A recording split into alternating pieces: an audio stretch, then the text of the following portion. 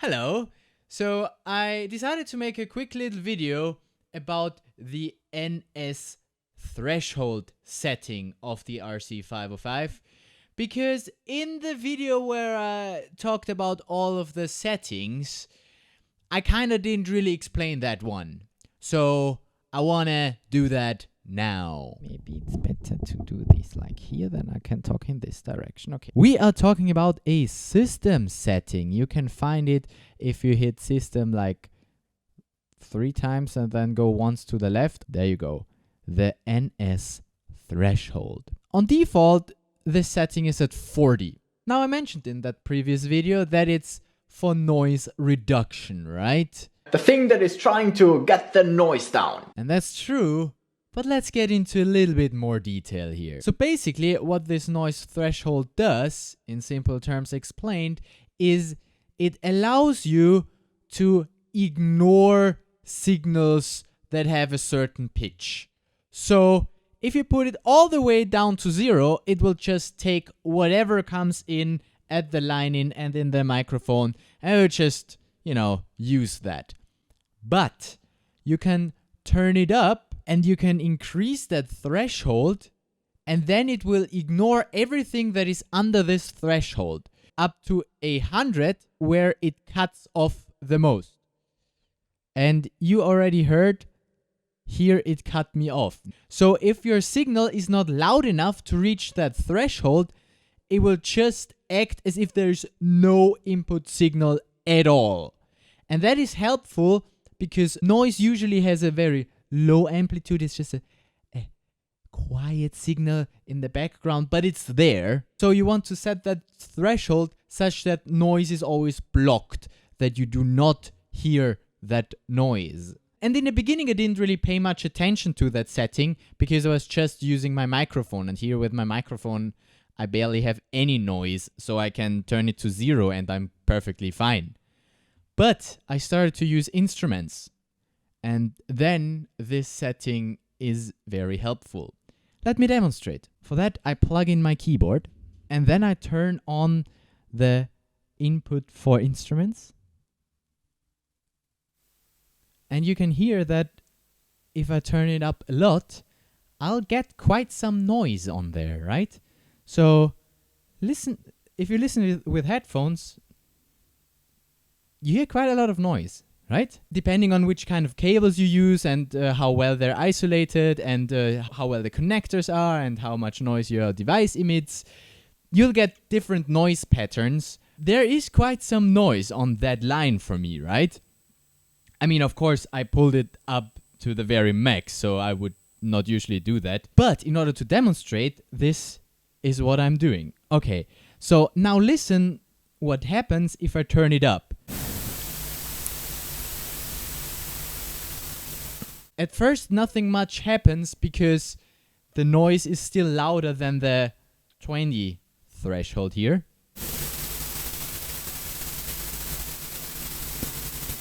But here between 20 and 30, you already hear that the noise is sometimes cut out. You hear kind of a slicer pattern in there.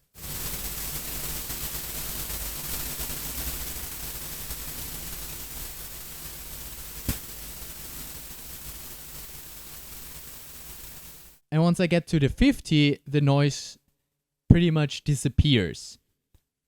However, not if I'm speaking, because if I'm speaking, my voice will be louder, thus the input is louder, and therefore the threshold is reached and the signal is let through.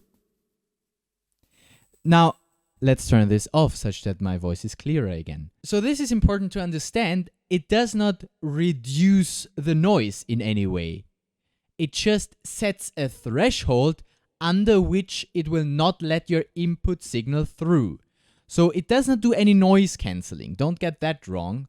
It just has a threshold for how loud your input signal needs to be in order to be considered an input signal and not just noise on the line. So also, this noise cancelling threshold does not help you get rid of the noise. So I still recommend, if you don't use it, turn down the instrument input if you're not using your instrument, because then you can be safe and none of the noise comes through here, because there is no differentiation between the mic input and the instrument input. I wish there was. I wish this noise threshold would be applied to both of the channels separately, so the mic input and the instrument input, but it's just not. I will get that annoying noise if I turn that up. Okay, let's play with that keyboard. If your input signal is very low and you have a high threshold,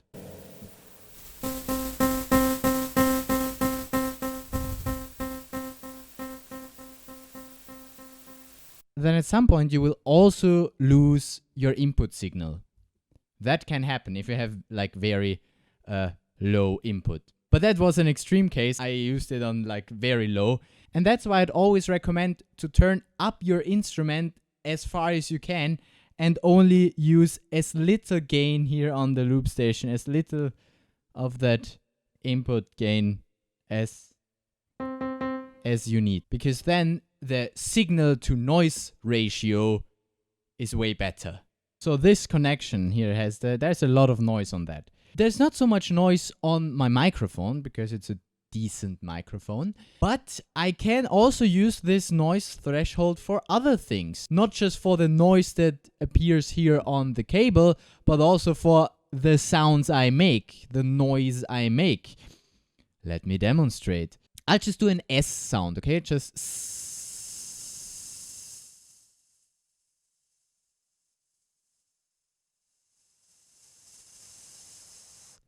same thing. Me saying the S, that's just noise for the microphone, and then it works the same way.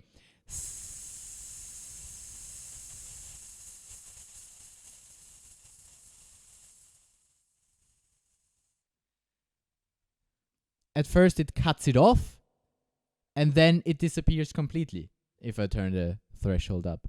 And that can be used intentionally, for instance, when you beatbox. Here's some kicks with low threshold. Same kicks with a high threshold.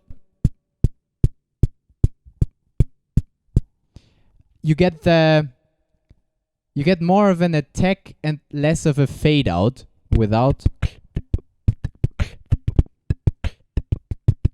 with.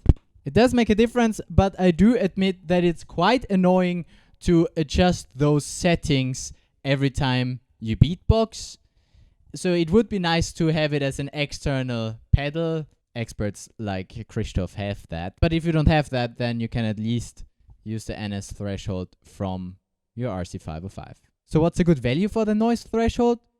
Well, you need to decide that. I mean, it's not gonna help you get rid of the noise anyway once you play the instrument. It's just getting rid of the noise that you have with silence. That's the only thing that it helps with. So yeah, up to you. I mean, giving it to 0 is also a valid strategy, because then you always hear what noise you have on the line. And then you can be like, oh, something's not plugged in right. I need to remove that noise. 40 is usually a good value. For me, 40 turns out to be too low. I already get some noise here. So ideally, I would get better equipment to remove the noise. But yeah, I just operate it at like 60 now. And that seems to be a good value for me. Beatboxing, I would like to have it a little bit higher, except for when I do the hi-hats.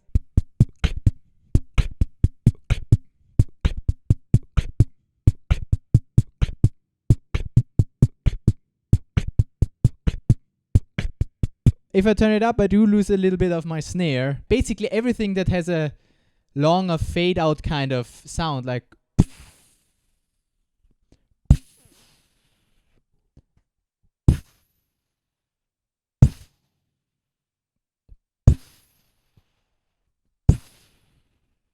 it just removes the fade out. So it depends what you want. If you want it with like high attack and quick release, you need a higher threshold. If you want it to properly fade out, remove it. So yeah, as always, just go play around with it. Figure out how you can make the setting work for you. I hope that with this video I explained it properly that you understand what it does, such that you can make it work for you. So make a backup, and I'll see you in the next tutorial. Till then, bye bye. Bye bye bye.